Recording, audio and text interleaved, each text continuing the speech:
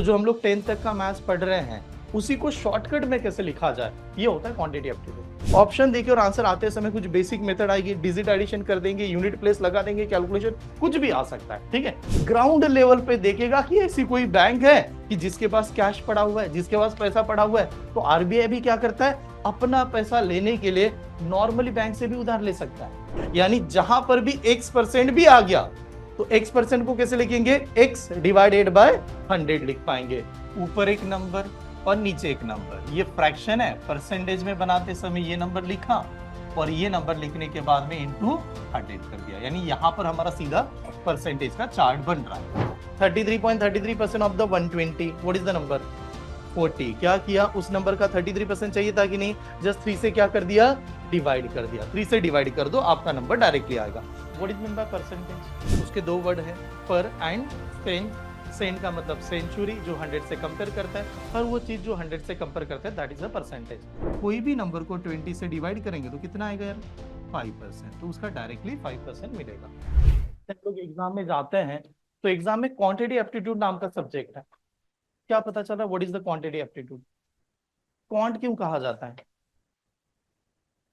या टॉपिक कोई गेस कर सकता है कि क्वांटिटी एप्टीट्यूड में क्या क्या आने वाला है, आपको क्या पढ़ना चाहिए क्वांटिटी एप्टीट्यूड के बारे में, एनीवन यार। जो टॉपिक हम लोग इस बैच में पढ़ने वाले हैं उसको अलग अलग नाम दिया जाता है, कुछ लोग क्वांटिटी एप्टीट्यूड कहते हैं, कोई कहता है अरिथमेटिक मैथ्स पढ़ रहा है, कोई कह रहा है मैथ्स पढ़ाया जा रहा है। ठीक है, एग्जैक्टली मीनिंग क्या है क्वांटिटी एप्टीट्यूड का, कुछ बच्चे गवर्नमेंट में जाते तो उसका क्वांट के नाम में न्यूमेरिकल एबिलिटी भी लग जाता है। ठीक है, तो क्वांट क्या होता है, कौन से टॉपिक होता है, ये बता दो कौन से टॉपिक होता है। हाँ, क्या क्या पढ़ने पड़ता है, रेशो आ सकता है, उसके बाद परसेंटेज आएगा, फिर प्रॉफिट एंड लॉस आएगा, टाइम एंड डिस्टेंस।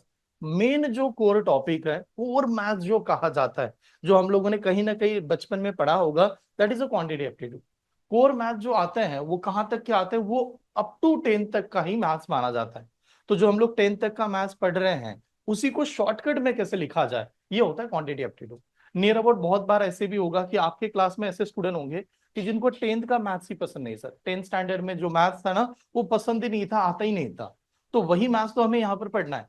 तो देखिए यार, बचपन में आपके साथ कुछ भी हुआ होगा, वो आपको फेवरेट नहीं होगा, ये अलग चीज है। ठीक है, यहां से पढ़ते समय सबसे अहम चीज क्या होगी आपको, कि ऑब्जेक्टिव एग्जाम है, डिस्क्रिप्टिव तो नहीं आने वाला। और ऑब्जेक्टिव सॉल्व करते समय नेसेसिटी नहीं है कि फंडामेंटल बहुत स्ट्रांग होना चाहिए, बहुत ज्यादा आना चाहिए। आपको कंसेप्ट जो यहाँ से पढ़ाया जा रहा है उसके बारे में समझना बहुत जरूरी है।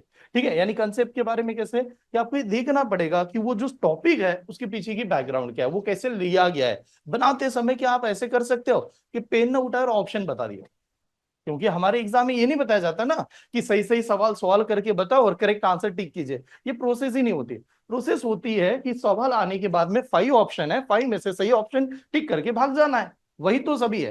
तो उसको सॉल्व करने की मेथड बनाते समय हमें क्या करना है, ऐसे कोई तो मेथड बनानी है कि ऑप्शन देके और आंसर आ जाए।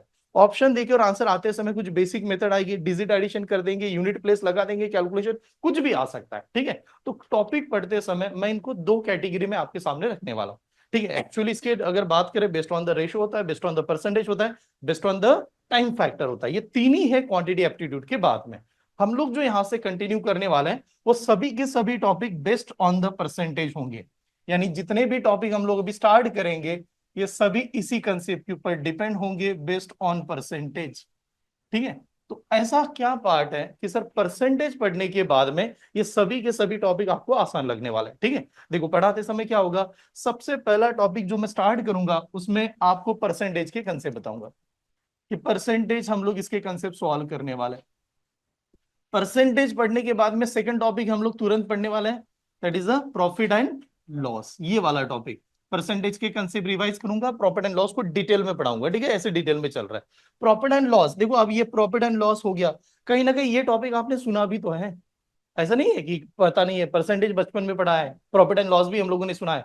प्रॉफिट एंड लॉस पूरी तरह से बिजनेस से रिलेटेड है, पैसा लेना पैसा देना, इसके ऊपर बात करेंगे। प्रॉफिट एंड लॉस होने के बाद में ये टॉपिक आएगा यार, एस आई एंड सी आई। क्या होता है S I C I, simple interest and compound interest, यानी अगर मुझे कहीं पर भी पैसे की जरूरत पड़ती है तो मैं बैंक के पास जाऊंगा और बैंक मुझे पैसा देगी, और बैंक क्यों देगी, उसका रीजन है कि बैंक को क्या मिलेगा, इंटरेस्ट मिलेगा। अब जब बैंक को इंटरेस्ट मिलेगा तो बैंक को भी तो कभी जरूरत पड़ सकती है, अगर मान लो बैंक को ही पैसे नहीं है, बैंक के पास ही पैसे नहीं है, तो बैंक किसके पास जाएगी? आरबीआई के पास जाएगी। और आरबीआई जो पैसा देगा उसको भी इंटरेस्ट कहेंगे, बट उनको बोलने का तरीका अलग होगा। हम लोग कहेंगे मुझे बैंक ने लोन दिया, इतने परसेंट का इंटरेस्ट लगा। आरबीआई कहेगा मैंने बैंक को लोन दिया, रेट ऑफ इंटरेस्ट जो कहेगा उसको कहेंगे रेपो रेट कितना लगा।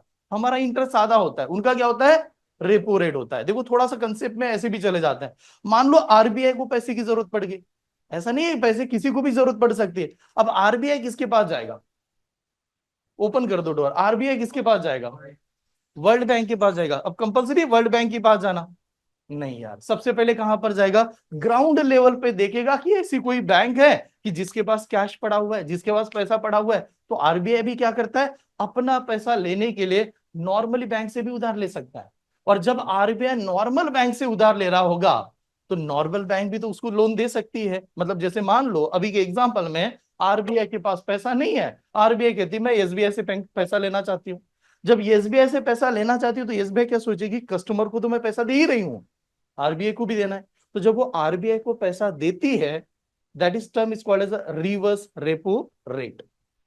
आरबीआई से पैसे लेंगे तो रेपो रेट, आरबीआई को पैसे देंगे तो रिवर्स रेपो रेट, ये से आ जाएगा। तो ये कहीं ना कहीं हम लोग पैसे से खेलने वाले, पैसा लिया पैसा दिया ऐसे, ठीक है, टाइमिंग के हिसाब से। दूसरा आएगा पैसा लेने के बाद में लोग कहते हैं कि मैं पैसे को रिटर्न करूंगा। अब रिटर्न करने का तरीका क्या है ना, आप रिटर्न कैसे करते हो? या तो वन टाइम पैसे दे दो, जितने साल के लिए लिया उतने साल के लिए पैसे दे दो। यानी मान लो कि आपने पैसा लिया, अब हम लोग कह रहे हैं 3 साल के बाद में पैसे दे देंगे। अब 3 ईयर के बाद में पैसे दे रहे तो उसका मतलब होगा 3 साल का डायरेक्टली ब्याज लग जाएगा, 3 साल का डायरेक्टली इंटरेस्ट लग जाएगा। लोग कहते हैं 3 साल का इंटरेस्ट देने से अच्छा एक काम करते हैं ना, किस्तों में पैसे देता है। किस्तों में पता है व्हाट इज द किस्ती? ईएमआई में देते हैं। तो ईएमआई में देंगे तो पैसा ज्यादा देना पड़ेगा या कम देना पड़ेगा? 3 साल में अगर जो मैं पैसे लिया हूं, अभी के लिए मान लो 10,000 रुपीज मैंने 3 ईयर के लिए लिया, ये पढ़ाऊंगा आगे। और 10,000 लेने के बाद में 3 ईयर के बाद में मुझे देना है पैसा। मैंने कहा मैं डायरेक्ट नहीं दे सकता, मैं मंथली पैसे दूंगा। तो मुझे ज्यादा पैसा देना पड़ेगा डायरेक्ट पैसे से, कम देना पड़ेगा? कम देना पड़ेगा। ज्यादा क्यों देंगे?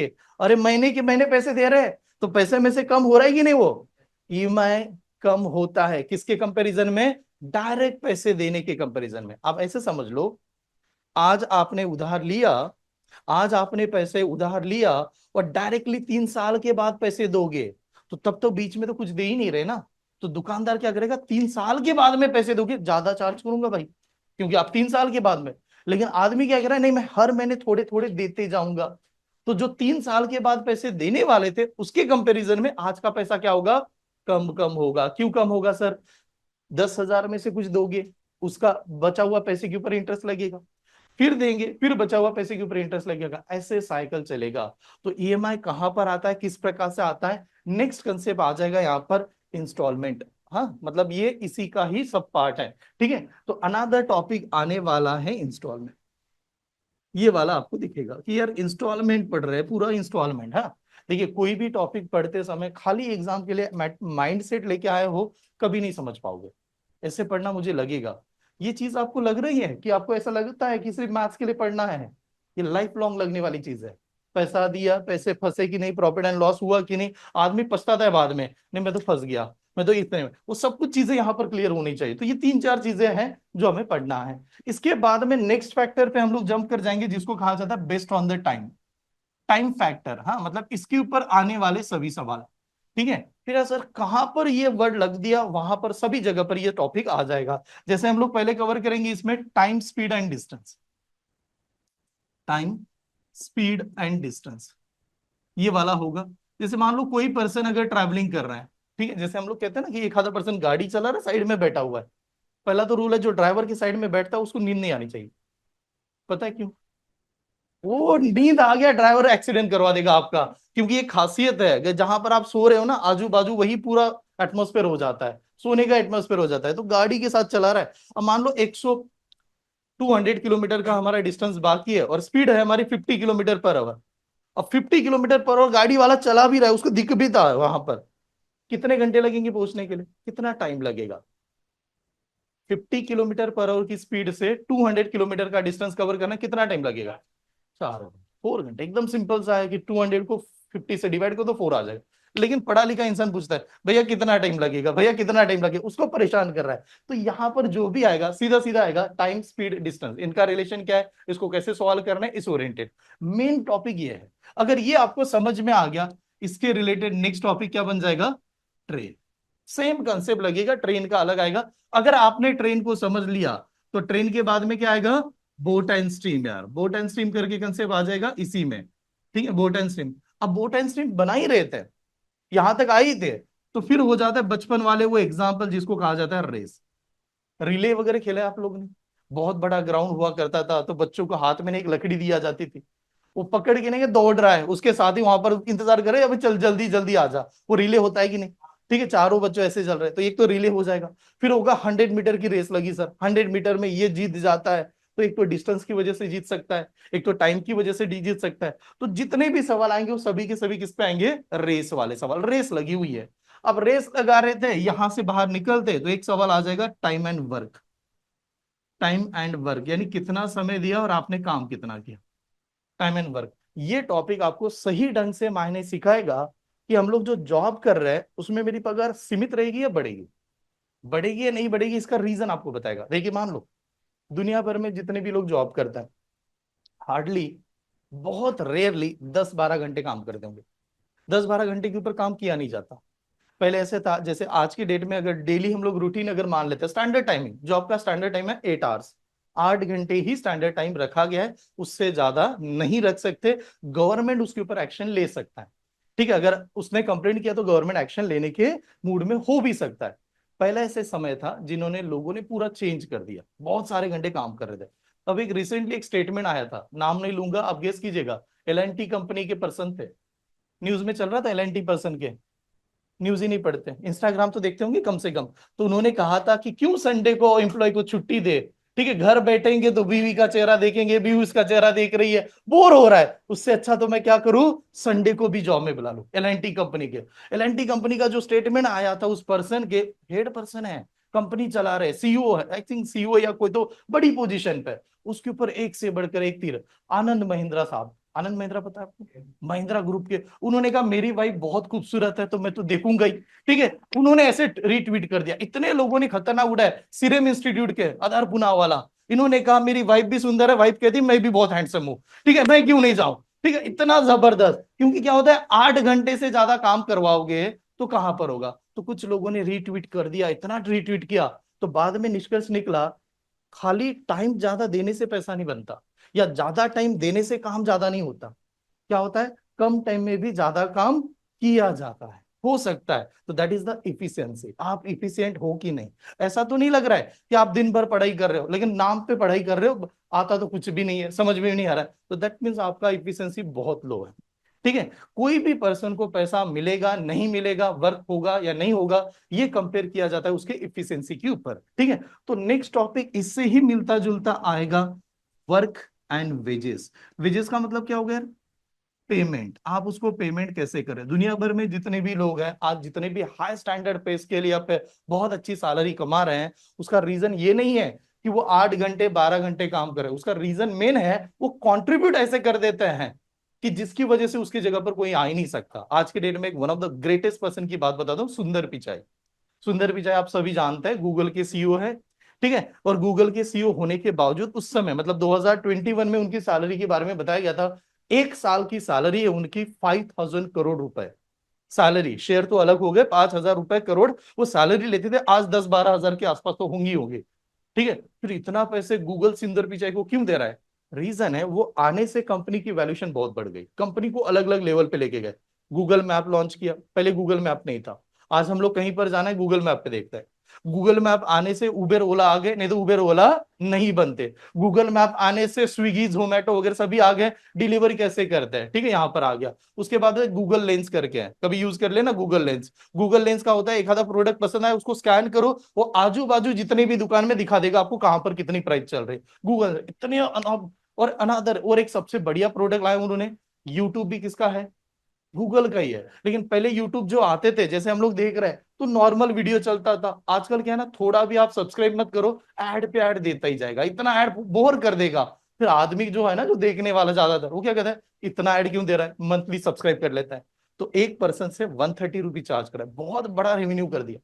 तो आप कंपनी को कितना वैल्यूएशन क्रिएट करके दे रहे हो उसके ऊपर आपका पैसा डिपेंड होता है, ये ध्यान में रखना। और जैसे हम लोग इसको एंड करें जाएंगे तो इसमें टॉपिक आएगा पाइप्स एंड सिस्टम, ये वाले टॉपिक लास्ट में होंगे। कहीं ना कहीं इन सभी का तरीका एक ही होगा। अब थोड़ा सा ध्यान से देखिए, बताना क्या है कि जब आप ये टॉपिक पढ़ रहे हो इनको कंटिन्यू पढ़ना है।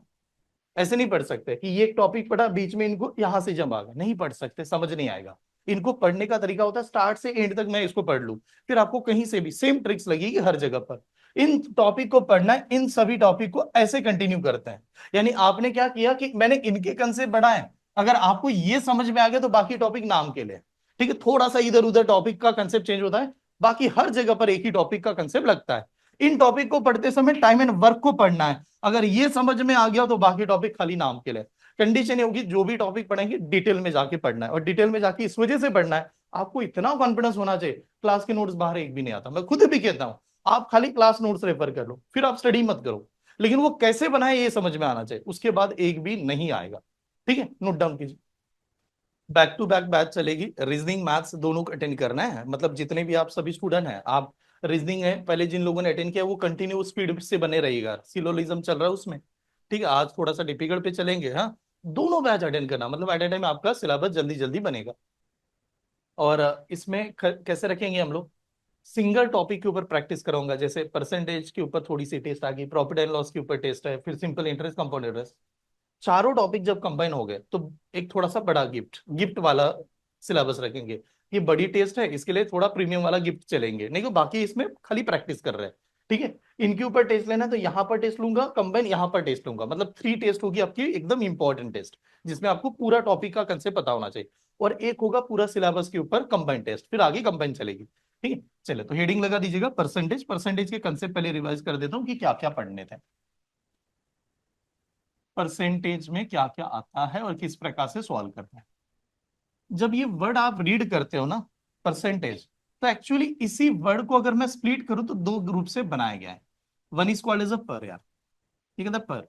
सेंट का मतलब होता है सेंचुरी, ठीक है, जैसे एक पर एंड सेंट, इन दोनों को कंबाइन कर दो। Actually what is mean bye पर, हम लोग कहते हैं पर पर्सन, पर प्रोडक्ट। ठीक है, पर का मतलब क्या होता है, ईच, हर एक वो चीज जो हर एक से compare, each every is the पर।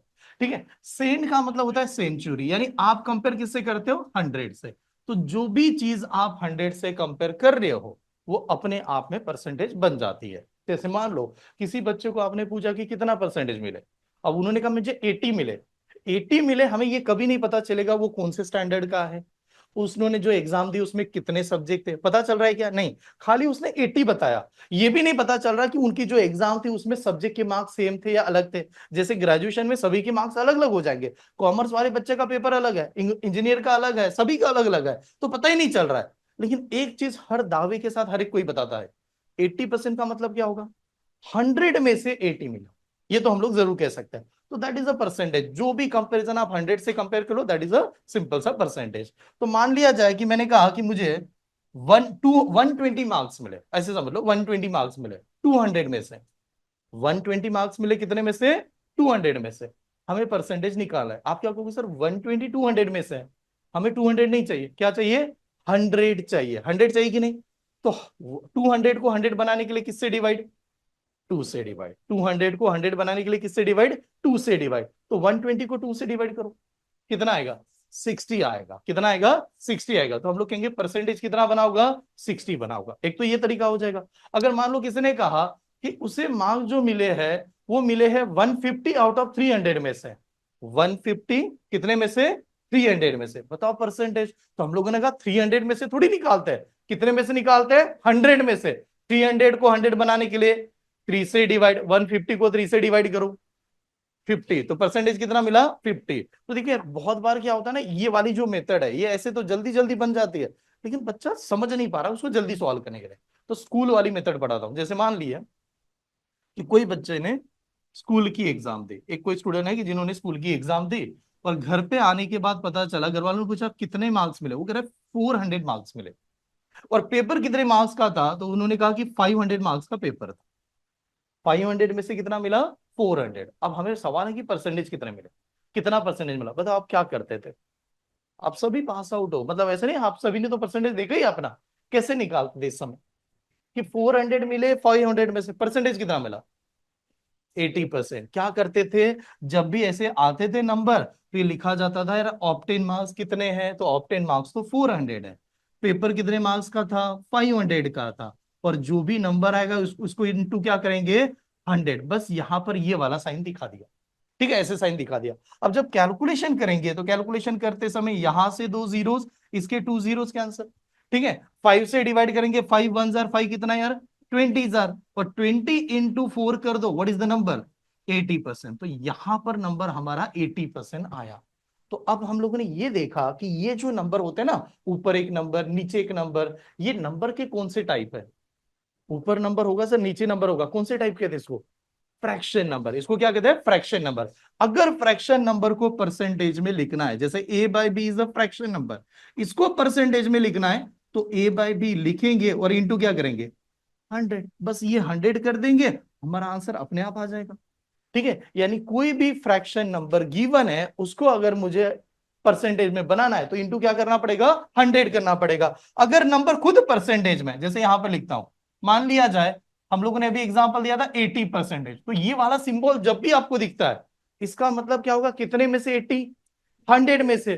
तो इस वाले नंबर को तो हम लोग ऐसे लिखेंगे कि सर 80 डिवाइडेड बाय क्या होगा 100 होगा। फिर आगे हम लोग इसको और कैलकुलेशन कर सकते हैं, यानी जहां पर भी x% भी आ गया तो x% को कैसे लिखेंगे, x डिवाइडेड बाय 100 लिख पाएंगे। तो दो अलग अलग कंसेप्ट यहां पर बन रहे हैं कि अगर फ्रैक्शन नंबर है उसको परसेंटेज में लिखना है तो इंटू 100 कर दो, और ऑलरेडी अगर परसेंटेज दिया है और इसको फ्रैक्शन में लिखना है तो x डिवाइड बाय क्या करो 100 करो।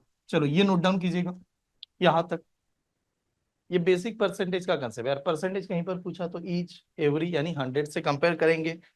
कैसे निकालते, तो फ्रैक्शन नंबर को 100 से मल्टीप्लाई कर दो परसेंटेज आ जाएगा, और खुद वहां पर परसेंटेज दिया है तो उस नंबर को 100 से क्या करना है डिवाइड करना है। दो लेक्चर परसेंटेज के कंसेप्ट के ऊपर स्पेंड कर रहा हूँ कि कंसेप्ट कैसे बिल्ड करना है, धीरे धीरे कैलकुलेशन कैसे आनी चाहिए, क्या क्या इंपॉर्टेंस है, कहां पर कैसा लॉजिक बनाया जाएगा। फिर हम लोग एक एक कंसेप्ट टॉपिक वाइज आगे बढ़ेंगे। ठीक है, पहले कैलकुलेशन समझ लो कि कैलकुलेशन कैसे की जाती है, आगे सब ठीक है, नोट डाउन हुआ। अब देख लो, अगर मान लो कि सर ऐसे ही अगर बनाना है, जैसे हम लोगों ने कहा कि ऊपर एक नंबर और नीचे एक नंबर, ये फ्रैक्शन है, परसेंटेज में बनाते समय ये नंबर लिखा और ये नंबर लिखने के बाद में इंटू 100 कर दिया, यानी यहां पर हमारा सीधा परसेंटेज का चार्ट बन रहा है। ठीक है, हम लोग ऐसे कह रहे हैं। तो मान लो किसी ने खाली वन नंबर दे दिया, वन नंबर है कि नहीं, वन का डिनोमीटर क्या होगा, वन ही होगा। कोई भी नंबर का नीचे वाला जो नंबर होता है ना उसका नंबर वन ही होता है। जैसे 5 नंबर सिंगल है तो 5 का डिनोमीटर वन होगा, एनी नंबर। तो मैंने कहा वन नंबर लिया और वन को अगर मैं खाली 100 से मल्टीप्लाई करूं तो कितना आएगा 100%। यानी कोई भी नंबर का 100% क्या होता है, वो खुद ही नंबर होता है। जैसे मान लो यार 20 का 100% 20 होगा, 30 का 100% 30 होगा, बिकॉज मल्टीप्लाई किससे कर रहे हैं, वन से कर रहे हैं। तो मैंने कहा वन का मतलब 100%, तो टू का मतलब कितना यार 200%, क्योंकि टू का मतलब तो 200 हो जाएगा, मल्टीप्लाई तो टू से कर रहे हैं ना। तो कोई भी नंबर का 200% चाहिए तो इंटू क्या करेंगे, टू करेंगे। जैसे मान लो 30 का 200% कितना, 30 नंबर का 200% कितना 60, बस टू से क्या किया मल्टीप्लाई। 120 का 200% कितना 240, आपने टू से जस्ट उसको क्या कर दिया मल्टीप्लाई, डायरेक्ट नंबर आ गया। तो टू यानी 200%, अगर टू यानी 200% तो थ्री यानी कितना परसेंट 300%, थ्री यानी 300%। यानी इस प्रकार से मैं हर एक नंबर बता सकता हूं कि कोई भी नंबर आ गया। जैसे मान लो कि 90 नंबर का 300% कितना होता है, 90 नंबर है उसका 300% निकालना कितना होता है, तो उसको लिखते नहीं बैठेंगे, बस 90 नंबर को क्या करेंगे इंटू 3 करेंगे, कितना आ गया 270। तो 270 इज द नंबर ओनली। ठीक है, तो कोई भी नंबर का परसेंटेज ये बताते समय ऐसे होगा। ठीक है, तो अब देखिए यार, मान लो मैंने कहा 1/2 क्या होगा, फिर अगर 100 को 2 से डिवाइड करेंगे तो क्या आएगा 50%। क्या आ रहा है 50%। तो कोई भी नंबर का 50% चाहिए, क्या करना है 2 से डिवाइड करना है। व्हाट इज द 50% ऑफ 120, लिखो मत पहले समझ लो। 50% ऑफ 120 कितना होगा 60 होगा। कैसे किया कि आपने 2 से उसको डिवाइड कर दिया। ठीक है, what is the 50% of the 300, 50% of 300 150, आधा कर दो डिवाइड कर दो। ठीक है, ये नंबर डायरेक्टली आ रहा है कि इस प्रकार से आ गया है। ठीक है, तो यानी 1/2 हमें आ गया। अब 1/2 आया तो मान लो कि मैंने 100 नंबर को 3 से डिवाइड कर दिया, 100 को 3 से डिवाइड किया, तो 100 को 3 से डिवाइड करने के बाद क्या आता है, 33.33%। यानी 100 को 3 से डिवाइड करेंगे तो नंबर आएगा 33.33%। ऐसे तो एग्जामिनर क्या करेगा, इसी नंबर को ऐसे प्रेजेंट करेगा, 33 तो करेगा लेकिन 1/3 भी कर देगा, ऐसे प्रेजेंटेशन हो सकता है। तो आप बात समझेगा कि कोई भी नंबर का 33.33% चाहिए, डिवाइड बाय क्या करना है, 3। What is the 33.33% of the 120? 33.33% of the 120 what is the number, 40। क्या किया, उस नंबर का 33% चाहिए था कि नहीं, जस्ट 3 से क्या कर दिया, डिवाइड कर दिया, 3 से डिवाइड कर दो, आपका नंबर डायरेक्टली आएगा। What is the 33.33% of the 300? 100। What is the 33% of the 600? 200। 3 से डिवाइड कर रहे हैं, ठीक है, 33.33% ऑफ द 1500? 1500 का कितना आएगा, 500। बस खाली क्या करना है, 3 से डिवाइड करना है, तो ये नंबर आ रहा है ऐसे, ठीक है। उसके बाद में अगर मान लो कि मैंने लिखा 2/3, तो 2/3 का मतलब क्या आएगा फिर, अगर 1/3 का मतलब 33.33 है तो 2/3 का मतलब क्या आएगा, 66.66%। तो एग्जामिनर क्या कर सकता है, इस नंबर को ऐसे भी दे सकता है, 66 दे दिया और क्या कर दिया, 2/3% ऐसे भी दे दिया। तो ये भी तो आ सकता है कि कोई भी नंबर का, जैसे मान लो 120 का 66.66% कितना होता है, तो अब क्या करना पड़ेगा, 3 से पहले क्या करना पड़ेगा, डिवाइड, और बाद में 2 से क्या करेंगे, मल्टीप्लाई। 120 को 3 से डिवाइड करो 40, 40 को 2 से मल्टीप्लाई करो 80, नंबर आ गया वो 80, ठीक है। What is the 33.33% of 150, sorry 66.66% of 150 कितना आएगा, 100 आएगा। 150 को पहले 3 से डिवाइड किया, कितना आया, 50, 50 को 2 से मल्टीप्लाई, कितना, 100। बात क्या है ना कि जो चार्ट हमें पढ़ना है वही खेल है पूरे कैलकुलेशन। देखिए अगर आप ऐसे मान लो आप एग्जाम में चले गए, जैसे टेबल पढ़ाया जाता था स्कूल में, अब टेबल जब पढ़ते थे तो हर एक स्कूल में पढ़ाया गया, 2 का टेबल, 3 का टेबल, 5 का टेबल, सभी को टेबल पढ़ा। लेकिन बाद में हमें पता चला टेबल तो एग्जाम में आता ही नहीं है। कोई एग्जाम में टेबल लिखने के लिए आया था क्या, नहीं।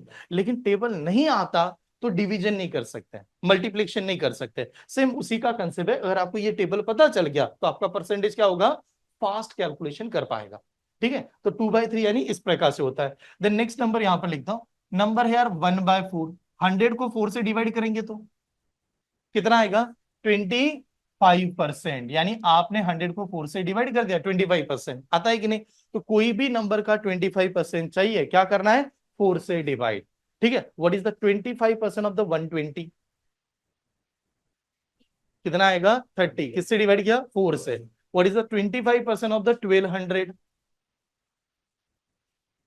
300। 1200 को किससे, 4 से डिवाइड करो, कितना आएगा, 300। What is the 25% of the 1600, हाँ, 400। What is the 25% of the 4000, 1000। क्या कर रहे हैं, पहले दिमाग को क्लियर करो, किससे डिवाइड कर रहे हैं, 4 से डिवाइड कर रहे हैं। तो कोई भी नंबर का 25% चाहिए, 4 से डिवाइड करेंगे। अगर 1/4 अगर ऐसा है तो मैंने कहा यार 3/4 क्या होगा फिर, 75%। क्या आ रहा है, 75% ना, क्योंकि 4 से डिवाइड और 3 से multiply. What is the 75% of the 120, 90। क्या आएगा, 90। कैसे, 4 से डिवाइड, तो वो 120 का आया था 30, और 30 को 3 से multiply, 90। What is the 75% of the 1500, 75% of the 1500। अब चल नहीं रहा है दिमाग की, हाँ 1500 होता है कि नहीं वो तो देख ले, ठीक। क्या आएगा, चलो एक बात बताओ, 1500 को किससे डिवाइड किया, डिवाइड लवकर इतना ही सर, ठीक है एक बार, ठीक है एक काम देखिए, 4 से डिवाइड करने का मतलब ऐसे कह सकता हूँ, 2 से डिवाइड बाद में 2 से डिवाइड। 4 से डिवाइड का मतलब 2 से डिवाइड बाद में 2 से डिवाइड। वन, कोई भी नंबर को 2 से डिवाइड यानी आधा, उसका भी आधा, ठीक है। 150, 1500 का आधा 750, 750 का आधा 375, 375। और 375 को बाद में किससे मल्टीप्लाई करना है, 3 से। अब 3 × 3 करेंगे तो 900 तो पहले ही था, 75 को 3 से मल्टीप्लाई 450 तो पहले ही आ जाएगा, ठीक है। 900 प्लस 450, 1350, 1350। स्टेप समझ में आ रही, स्प्लिट एंड मल्टीप्लाई मेथड, ठीक है। डिवाइड भी ऐसे ही कर सकता है, जल्दी जल्दी डिवीजन हो जाता है, माइंड अपने आप कर देता है। तो आपको ये खाली ध्यान में रखना है, 3/4 का मतलब कितना होगा, 75%। देखिए यार 1/5 कितना होता है फिर, 20%। कोई भी नंबर का 1/5 नहीं, 20%, ठीक है। देन उसके बाद में फिर 1/5 नहीं 20, 2/5 यानी कितना, 40%, 2/5 यानी 40%। सेम यहां पर लिख रहा हूं, 3/5 यानी कितना, 60%, ये बन जाएगा 60%। 4/5 यहां पर लिख देता हूँ, 4/5 यानी कितना, 80%। तो ये परसेंटेज का बेसिक यहां तक आना चाहिए। आज का जो मेन सेशन है ना, जिसमें मुझे कंसेप्ट पहले स्ट्रॉन्ग करना है कि कैसे निकालते हैं, कैसे कैलकुलेशन किया जाता है, फिर टॉपिक पे आता हूँ। नोट डाउन कीजिए। ये चार्ट पढ़ रहे हैं बेसिकली। हम लोगों ने कितना देखा कि अभी तक तो 1/5, ठीक है, 2/5 का मतलब 40%, 3/5 का मतलब 60%, 4/5 का मतलब 80%। ठीक है, यहां तक आना चाहिए। ठीक है, आगे बढ़ू। देख लीजिए यार, ये खाली चार्ट अच्छी तरह से बना लो आप लोग। पहले 1/10 तक बता दो, फिर थोड़ा सा कैलकुलेशन, देन थ्योरम, फिर आगे कैलकुलेशन, ऐसे बढ़ते हैं, ठीक है। चले, तो ये 1/5 तक आया, ऐसे मान के चल रहा हूँ। फिर मतलब 4/5 तक, हाँ एक्चुअली। उसके बाद में होता है कि अगर मान लो 100 को 6 से डिवाइड किया तो, अब एक बात बताओ, 100 को जब 3 से डिवाइड किया था तो कितना आया था, 33.33। अब जब 6 से डिवाइड करेंगे तो उसका भी आधा होगा, ठीक है, तो कितना आएगा, 16.66%। ठीक है, 33.33 यानी ये आएगा 16 पॉइंट कितना, 66%। अब थोड़ा सा याद इस नंबर को देखा जाए, 16 तो न्यू नंबर है, लेकिन 66 पहले भी आ गया ना। What is the 66, 2/3। तो एग्जामिनर ऐसे भी कहेगा 69 2/3%, ऐसे भी दे देगा कि कोई भी नंबर का 69 2/3% निकालना है, किससे डिवाइड करना है, 6 से डिवाइड करना है। What is the 16.66% of the 300, 16.66% of the 300, what is the number, 50। क्या करेंगे, 6 से डिवाइड कर देंगे, कितना आएगा, 50 आएगा। What is the 16.66% of the 60, 100 या 10, 10 आएगा। तो बस 6 से डिवाइड कर दो, डायरेक्टली आंसर आ रहा है। ठीक है, नेक्स्ट नंबर आएगा फिर 1/7। 1/7 का मतलब होता है, अगर हम लोगों ने उसको 100 को 7 से डिवाइड किया तो नंबर क्या आता है, 14.28%। अब थोड़ा नंबर देखिए कि कैसे बनाया गया। 14 न्यू है, 28 उसका डबल लग रहा है, डबल लग रहा है कि नहीं। तो एग्जामिनर क्या करेगा, इसी को ऐसे दे देगा, 14 तो दिया है और लिखेगा क्या इसको, 2/7%। तो कोई भी नंबर का 14.28% निकालना है, 7 से डिवाइड कर दो। What is the 14.28% of the 140, 140 कितना आएगा, 20 आएगा, बिकॉज उसको 7 से डिवाइड करना था। ठीक है, डायरेक्टली कैलकुलेशन करेंगे टाइम लग जाता है, ठीक है ऐसे। अब देखो नेक्स्ट नंबर लिख रहा हूं। अगर मान लेते हैं कि 1/8 अगर लिखा, आप बताओ 1/4 कितना था, 1/4 कितना था, 25%। तो वो 1/8 उसका क्या होगा, आधा होगा, आधा होगा कि नहीं, क्योंकि 1/4 को आपने 2 से मल्टीप्लाई किया होगा।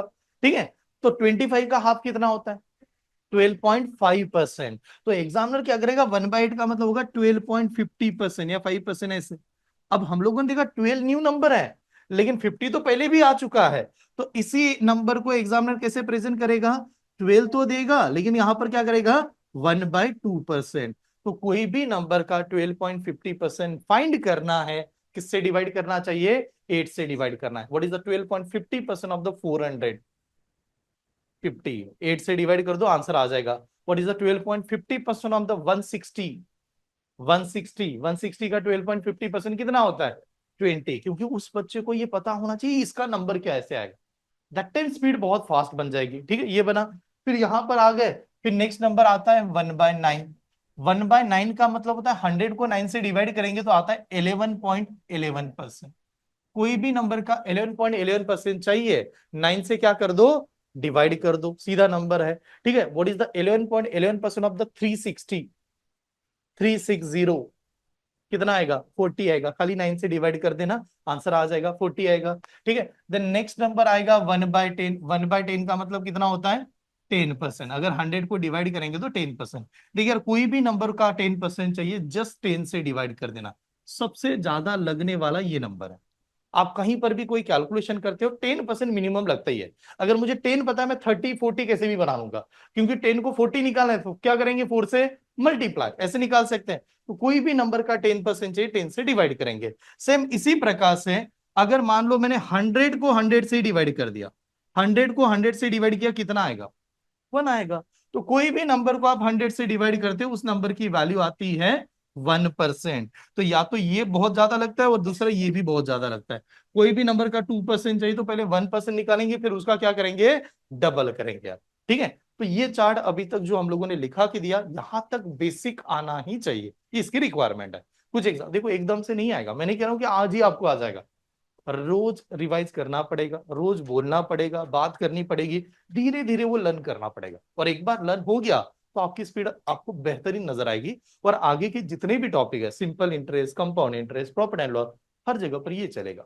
ठीक है, नोट डाउन कीजिए। एग्जाम्पल लेता हूँ, एक दो एग्जाम्पल। चलिए, एग्जाम्पल कैसे आता है, बेसिक कैलकुलेशन की अगर बात करें तो कैलकुलेशन इन्हीं नंबरों के ऊपर कैसे किया जाता है। हाँ, हम लोग जो पढ़ रहे हैं उसका मेन पर्पस कुछ अलग है। हमारा है कि हमें कैलकुलेशन के साथ में थ्योरम वाले सवाल, वर्ड वाले सवाल सीखना है। बट अगर थ्योरम वर्ड सीखना है तो सबसे पहले क्या सीखना पड़ेगा, कैलकुलेशन तो देखना पड़ेगा ना आपको, कैलकुलेशन आ रहा है कि नहीं। इस वजह से लिया गया है। ठीक है, चलिए तो यार परसेंटेज नाम का टॉपिक से हम लोग कुछ टॉपिक यहाँ पर कंटिन्यू उसी के ऊपर बेस्ड बनाने वाले हैं। First, what is mean by percentage. उसके दो वर्ड है, पर एंड सेंट।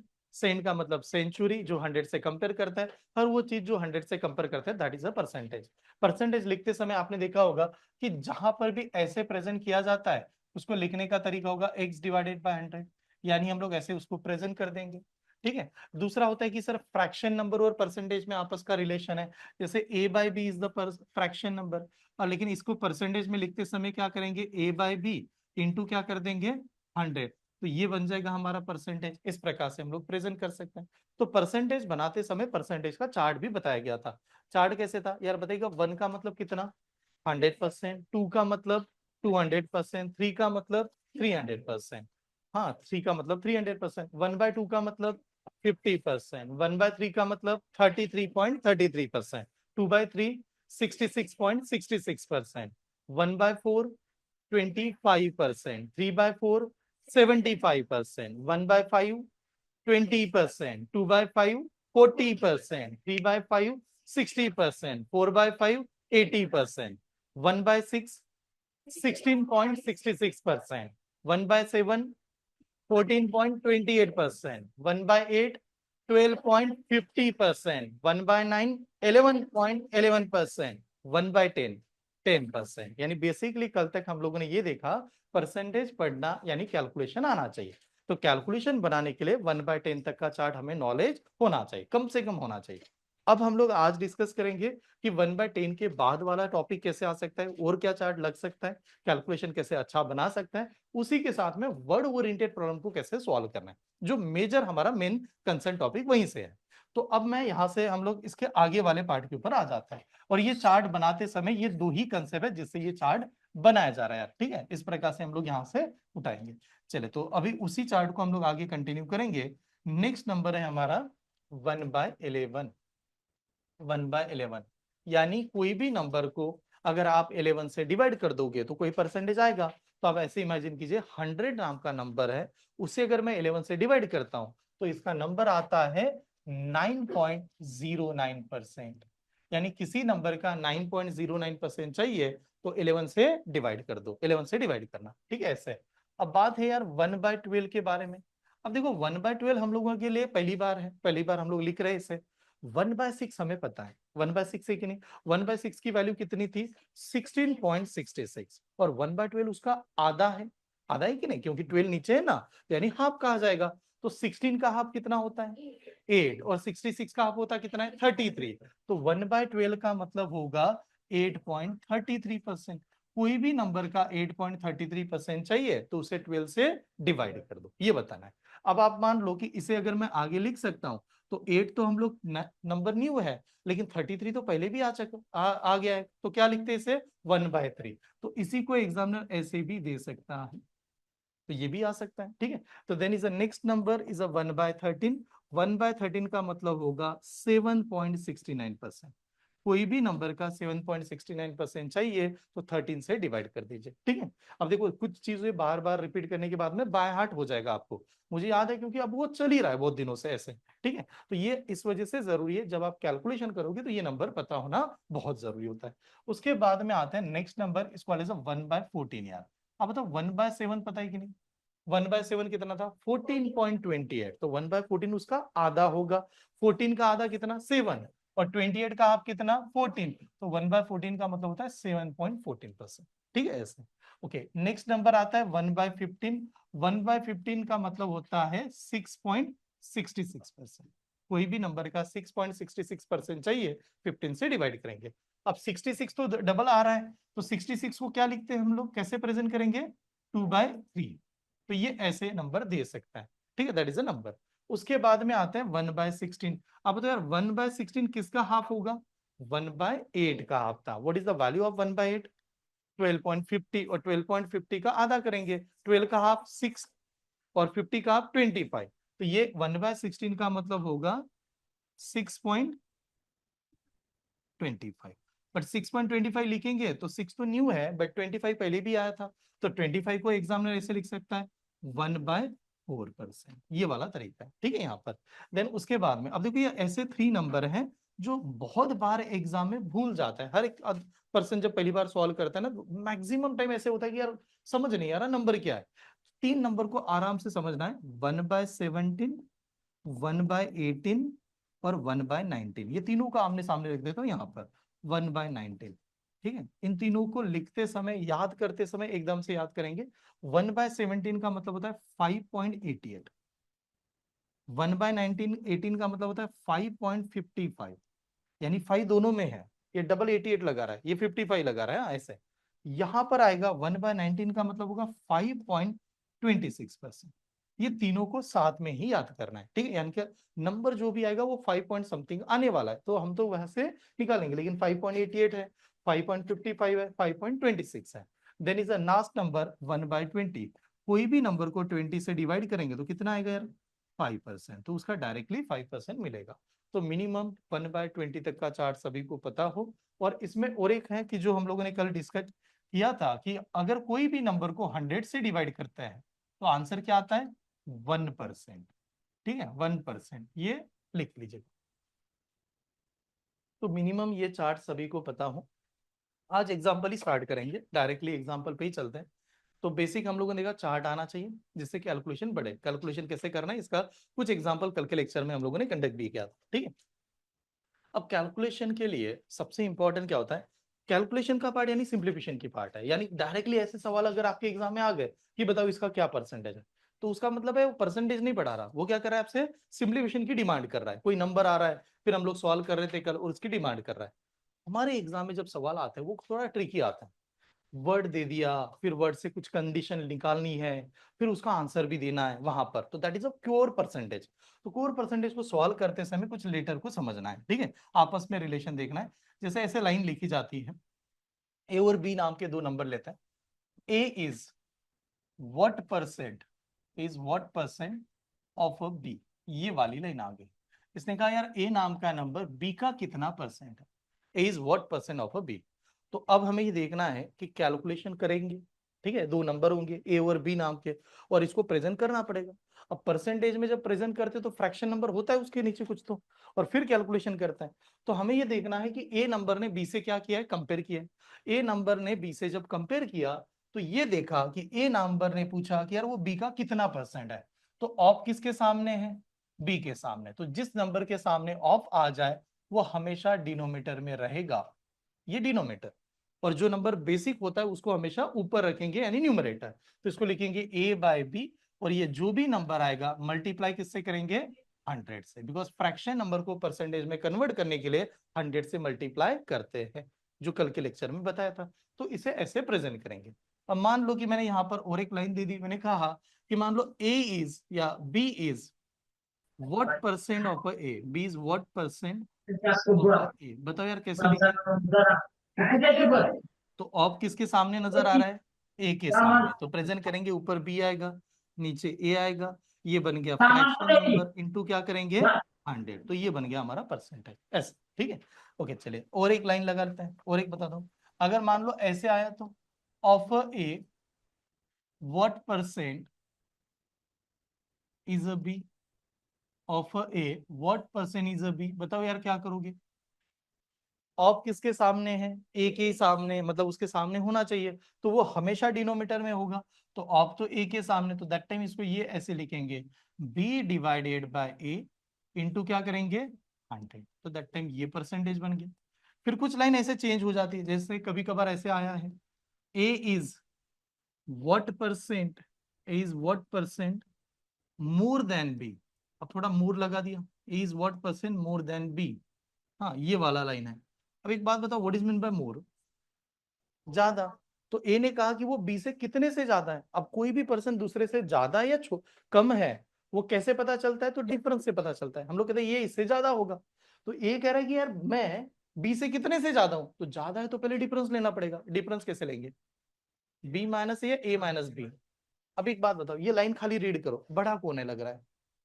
ए बड़ा है। ए बड़ा है, क्यों बड़ा है? ए इज मोर, मोर बताया था ना, तो मोर का मतलब ए ज्यादा है। तो लिखते समय ऐसे कहेंगे यार ए ज्यादा है, तो ए नंबर में से बी का नंबर क्या करेंगे? माइनस। लेकिन खाली उसने मोर नहीं पूछा, उसने तो परसेंटेज में पूछा। तो किससे कंपेयर किया होगा? तो कंपैरिजन किससे किया है? बी से, क्योंकि उसके सामने क्या है? दैन है। तो यहां पर आएगा बी, और ये जो भी नंबर बनेगा इसको क्या करेंगे? 100 से मल्टीप्लाई, बिकॉज ऊपर न्यूमरेटर आएगा, नीचे डिनोमिनेटर। ठीक है, नोट डाउन कीजिए। पहला एकदम बेसिक नोट शेयर करता हूँ, बहुत ही सिंपल वाला एग्जांपल आज के लेक्चर में पहले कंटिन्यू करते हैं। ठीक है, शुरुआत कर लेते हैं परसेंटेज को कैसे सॉल्व किया जाता है। Is what percent more than B, हाँ ऐसे आया। फिर ऑफ जहां पर लगा वो डिनोमिनेटर में आएगा, दैन जहां पर लगा वो चीज भी डिनोमिनेटर में आएगी, ऐसे समझना। ठीक है, नेक्स्ट लाइन, ये वाली लाइन है। यहां पर दिया गया suppose A is what percent less than B. अब ये कह रहे हैं A is what percent less than B, A नाम का नंबर बी से कम कितने से है। बताओ कैसे लिखना चाहिए? लेस भी तो कम ही होता है, ठीक है, मतलब डिफरेंस लेना है, तो डिफरेंस कैसे लेंगे? बी में से क्या माइनस करेंगे? ए, क्योंकि लेस होगा तो ए बड़ा, बी बड़ा होगा। डिवाइडेड बाय क्या लिखोगे? ए लिखेंगे या बी लिखेंगे? ए लिखना है। कैसे डिसाइड करेंगे ए आएगा या बी आएगा? डैन कंपेयर किससे कर रहा है? डैन किसके सामने है? तो डैन यहां पर किसके सामने नजर आ रहा है? बी के सामने। तो जिसके सामने डैन हो वो नंबर हमेशा डिनोमिनेटर में आता है। और आप जब कैलकुलेशन भी करते हो तो ऊपर न्यूमरेटर और नीचे डिनोमिनेटर आने वाला है, और ये जो भी कंटेंट बनेगा इनटू क्या करेंगे? 100, ऐसे। ठीक है, अब देखो यार, मोर और लेस को कंबाइन करता हूं। मोर और लेस को कंबाइन करने का तरीका क्या होगा? मैं ऐसे कर देता हूं।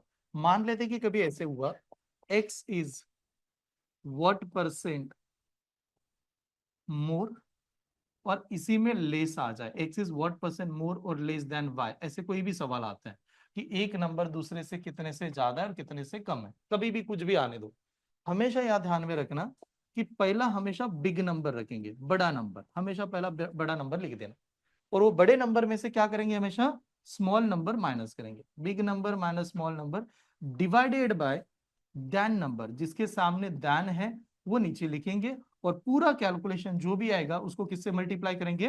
100 से। तो बस यही कंडीशन। ठीक है, इतनी सिंपल सी कंडीशन। चेक कीजिए। ओके, चले तो कंटिन्यू करते हैं।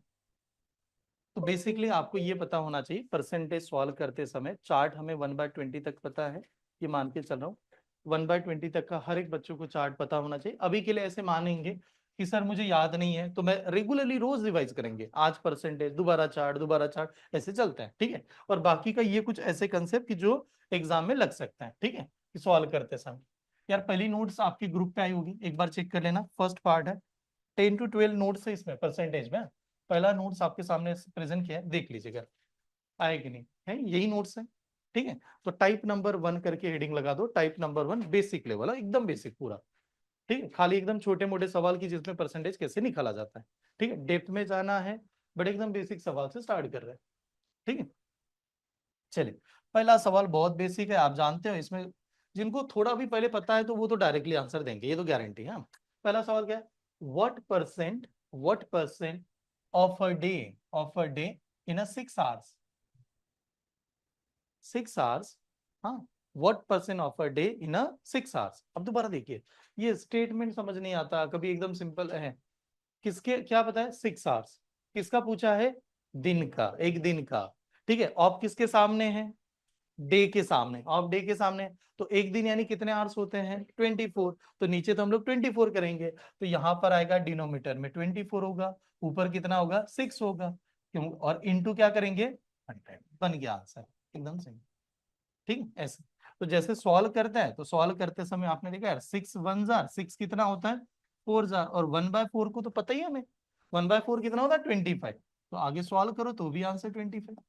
25 इज द आंसर। तो 25 वाला ऑप्शन है। ठीक है। अब यहां से क्या करना है, थोड़ा रफली जल्दी जल्दी जाने की कोशिश करते हैं, मतलब रफ पेपर जल्दी कैसे लिखे, फास्ट कैलकुलेशन ना ऐसे आना चाहिए। ठीक है, आगे बढ़ो। क्लियर है? ओके, सेकंड सवाल है।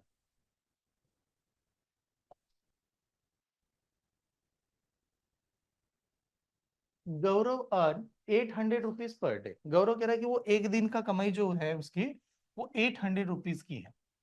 After summer week he earn 960 rupees per day. अब 960 रुपीज पर डे कमाने लगा। ठीक है, then what percent increase in his daily earning. Daily earning कितना बढ़ गया? 20%। 20% बढ़ रहा है। और किसी का आंसर? बहुत ही बेसिक सिंपल वाले सवाल है कि अब इतना कमा रहा था, बाद में इतना कमा लिया, तो कितना बढ़ा।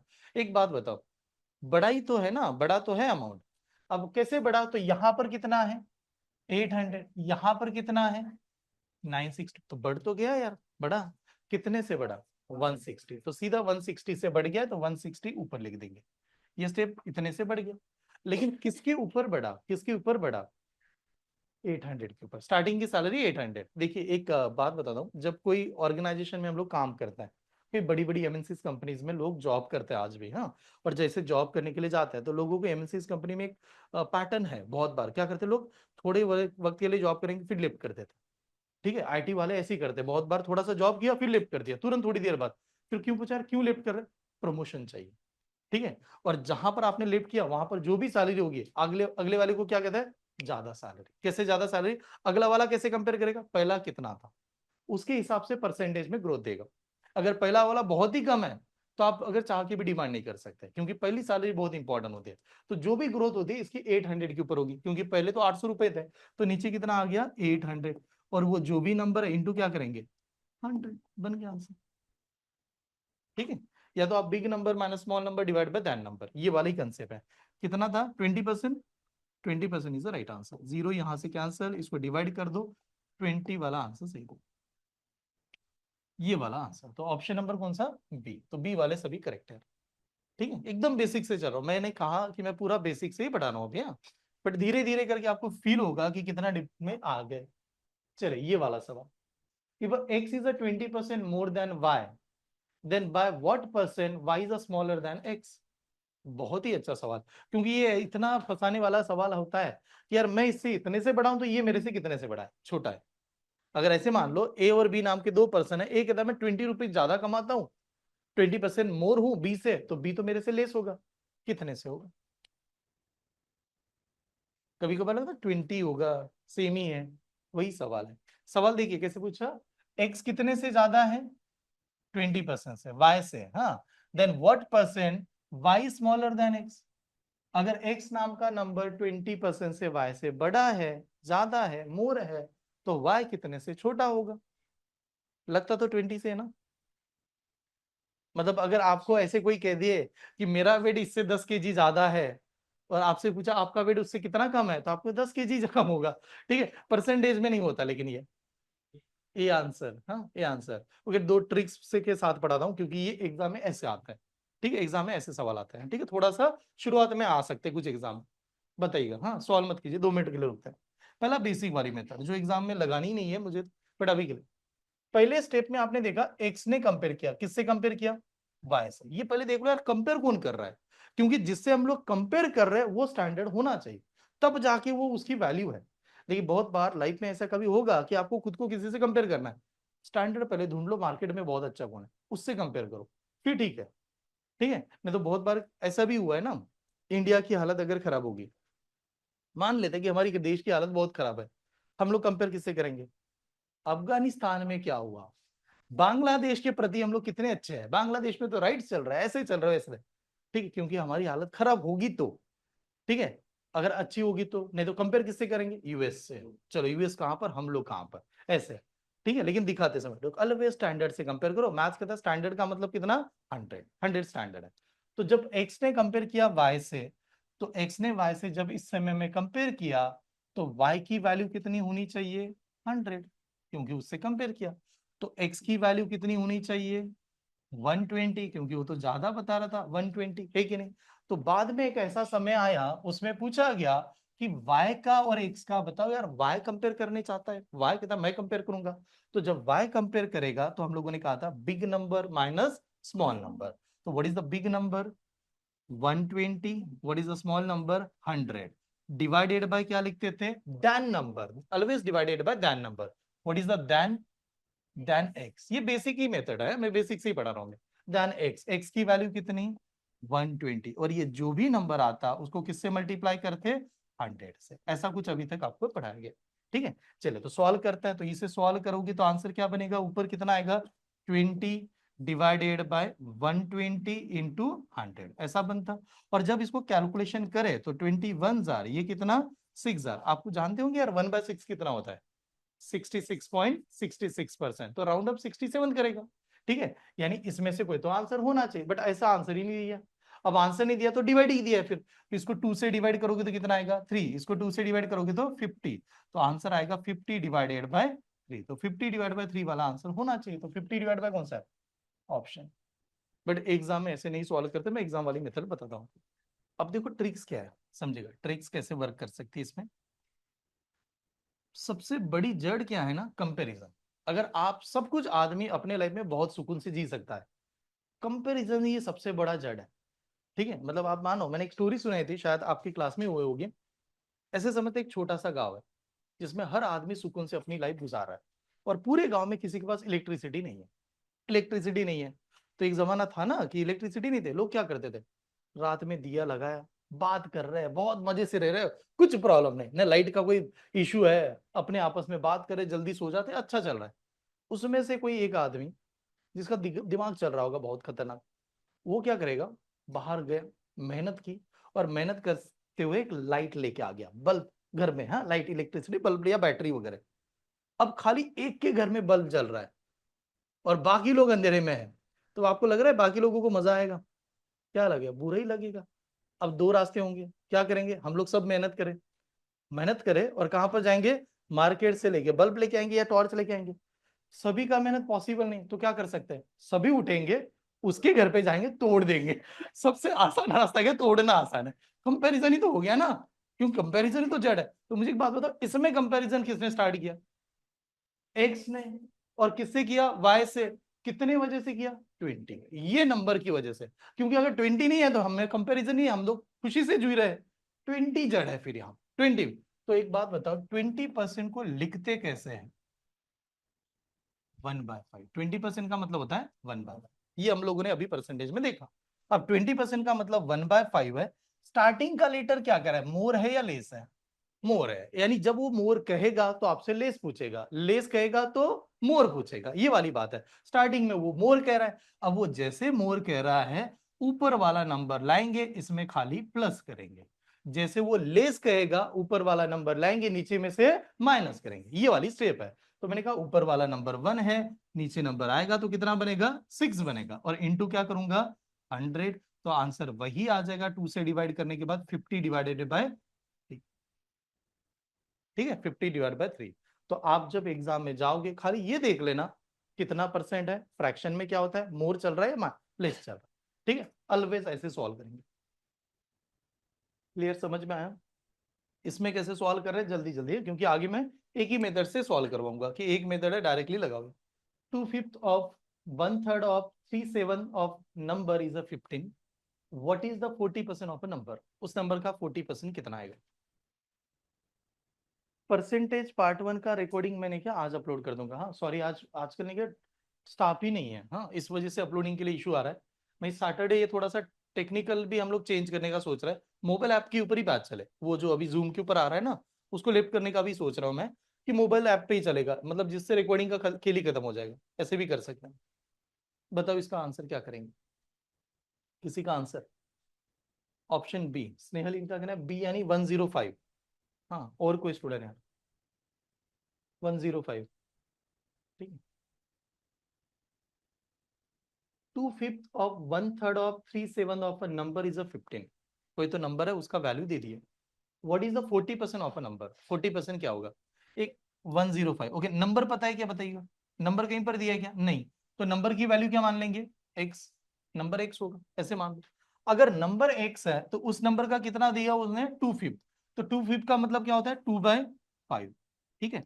ऑफ का मतलब मैथ्स में क्या होता है इनटू, फिर क्या करे 1/3, व्हाट इज मीन बाय 1/3, 1/3, 1/3, फिर ऑफ लगा है यानी इनटू, फिर कह रहा है 3/7, what is mean bye 3/7, 3/7 of a number, यानी नंबर तो कितना है x, इसकी वैल्यू कितनी है 15, ये हमारे पास देखे रखा हुआ है। चलो यहां तक समझ में है, इसकी वैल्यू दे है। अब हमें क्या फाइंड करना है, हमें पूछा गया उस नंबर का कितना चाहिए 40%। एक बात बताओ what is mean bye 40% in a fraction, ये लिखा ना 40% क्या होता है 2/5, यानी इसको लिखेंगे कि हमें क्या चाहिए 2/5 चाहिए, किसका x का चाहिए, ठीक है। यहां तक हमें ये गिवन है, इसको फाइंड करना है। अब अगर इसको फाइंड करने जाएंगे तो ऐसे करूंगा यार, 3 से 3 कैंसिल होगा, और वैसे भी मुझे 2/5 चाहिए, तो ये मेरा 2/5 अपना एज इट इज है, और x भी एज इट इज है, खाली ये 7 इधर जाएगा तो क्या करेगा मल्टीप्लाई। तो बताओ 2/5 ऑफ x की वैल्यू कितनी आएगी, 15 इंटू 7 कितना 105, तो 105 इज ओनली आंसर, 105 वाला आंसर है, B is the right answer, second वाले करेक्ट। बट ये लेवल नंबर 1 है, इसमें इतने सारे आते हैं, 2 फैक्टर 1 फैक्टर, बुक वाले लेवल, कंपाउंडिंग इफेक्ट, स्कूल बच्चे में जा रहा है फिर फेल हो रहा है फिर पास हो रहा है, ऐसे बहुत सारे सवाल आएंगे, ठीक है। कितना दिन लगेगा सर कंप्लीट होने के लिए टॉपिक को, तो मैं आपको बता दूं, इस वीक में आज हम लोग सेकंड लेक्चर कंडक्ट कर रहे हैं, फिर कल हमारा तीसरा लेक्चर होगा, फ्राइडे है, फिर सैटरडे संडे स्पेशल बैच चलती है, फिर मंडे से अगला वीक तो पूरा ही जाएगा, अगला वीक पूरा जाएगा, उससे ज्यादा भी लग सकता है, ठीक है, बट डिटेल में जाना है सभी के सभी, है। Okay please explain. देखो इसमें क्या किया, नंबर क्या माना एक्स, एक्स नंबर है, उसका क्या दिया था 2/5, 2/5 का मतलब 2/5, फिर क्या था 1/3, 1/3, फिर क्या था 3/7, 3/7 का मतलब क्या होगा 3/7, किसका एक्स का, उसकी वैल्यू दी है, कितना परसेंट चाहिए नंबर का 40%, तो 40% को क्या लिखते हैं 2/5 ऑफ एक्स।